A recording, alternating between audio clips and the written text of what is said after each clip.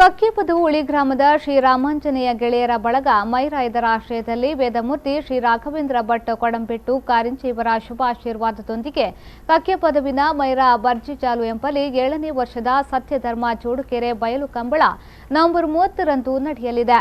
ಪ್ರಗತಿಪರ ಕೃಷಿಕ ರವೀಂದ್ರ ಅಡಪ ದಡಂಪಿಲಿ ಕಂಬಳ ಉದ್ಘಾಟಿಸಲಿರುವರು. ಕಂಬಳ ಕೋಣದ ಯಜಮಾನ ಸುರೇಶ್ ಶೆಟ್ಟಿ ಮಿಯಾರು ಹಾಗೂ ಸೇವಾ ಸಹಕಾರಿ ಸಂಘ ಉಳಿಯ ಅಧ್ಯಕ್ಷ ಚೆನ್ನಪ್ಪ ಸಾಲ್ಯಾನ್ ಸಭಾ ಕಾರ್ಯಕ್ರಮವನ್ನು ಉದ್ಘಾಟಿಸಲಿರುವರು.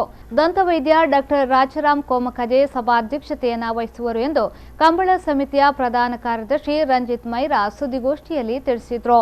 ಸಭಾ ಕಾರ್ಯಕ್ರಮದಲ್ಲಿ ಉದ್ಯಮಿ ಅಶ್ವಥ್ ಹೆಗಡೆ ಬಳಂಜ ಅವರಿಗೆ ತುಳುನಾಡ ಮುತ್ತು ಪ್ರಶಸ್ತಿ ಪ್ರದಾನ ನಡೆಯಲಿದೆ ಎಂದು ಮಾಹಿತಿ ನೀಡಿದರು. ಸತ್ಯಧರ್ಮ ಜೋಡುಕೆರೆ ಬಯಲು ಕಂಬಳ ನಡೆಸ್ತಾ ಬರ್ತಾ ಇದೆ.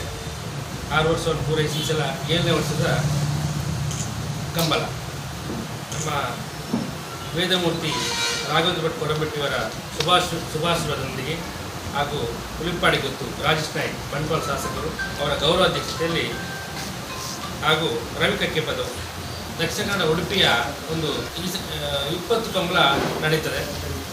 ಜಿಲ್ಲಾ ಸಮಿತಿಯ ನಿಗದಿಪಡಿಸಿದ 20 ಕಂಬಳ ನಡೀತದೆ. ಅದರಲ್ಲಿ ಪ್ರಥಮ ಕಂಬಳ ನಮ್ಮ ಕಕ್ಕೆಪದು ಕಂಬಳ. ನಮ್ಮ ಶ್ರೀರಾಮಾಂಜನೇಯ ಗೆಳೆಯರ ಬಳಗವು 20 ವರ್ಷಗಳಿಂದ ಅನೇಕ ಕಾರ್ಯಕ್ರಮಗಳನ್ನು ಮಾಡ್ತಾ ಸಾಮಾಜಿಕ, ಧಾರ್ಮಿಕ, ಶೈಕ್ಷಣಿಕವಾಗಿ ಕೂಡ ಹಲವು ಸಾಧನೆಗಳನ್ನು ಮಾಡಿದೆ. ಅದರೊಂದಿಗೆ 6 ವರ್ಷಗಳಿಂದ ಕಂಬಳವನ್ನು ಆಯೋಜಿಸುತ್ತಾ ಬರ್ತಾ ಇದ್ದೇವೆ. ಊರಿನ ಹಾಗೂ ಬರವರೆಲ್ಲರ ಸಹಕಾರದಿಂದ ಯಶಸ್ವಿ ಕಂಬಳ ಈ ಸಲ 7ನೇ ವರ್ಷಕ್ಕೆ ಪಾದಾರ್ಪಣೆ ಮಾಡ್ತಾ ಇದೆ. ಈ ಕಂಬಳಕ್ಕೆ ಎಲ್ಲರನ್ನು ಊರಿನವರನ್ನು ಬರವರೆಲ್ಲರನ್ನು ಆತ್ಮೀಯವಾಗಿ ನಾವು ಸ್ವಾಗತಿಸ್ತಾ ಇದ್ದೇವೆ.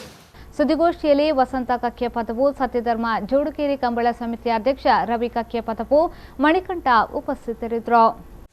ಕಂಬಳ ಅಂತ ನಡೆಸಿದ್ರು. ಅದರಲ್ಲಿ 99 ಜೋಡಿ ಭಾಗವಹಿಸಿದ್ರು.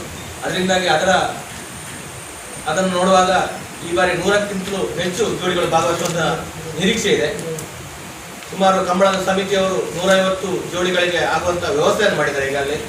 ಅದೇ ರೀತಿ ಈ ಒಂದು ಗೆಳೆಯರ ಬಳಗ ಕಂಬಳದ ಉದ್ಘಾಟನೆಯನ್ನು ಶ್ರೀ ರವೀಂದ್ರ ಅಡಪ ಪ್ರಗತಿಪರ ಕೃಷಿಕರಿಂದ ಉದ್ಘಾಟನೆಯನ್ನು ಮಾಡಿಸಿದ್ದೇವೆ. ಅದೇ ರೀತಿ ಈ ಒಂದು ಕಂಬಳದ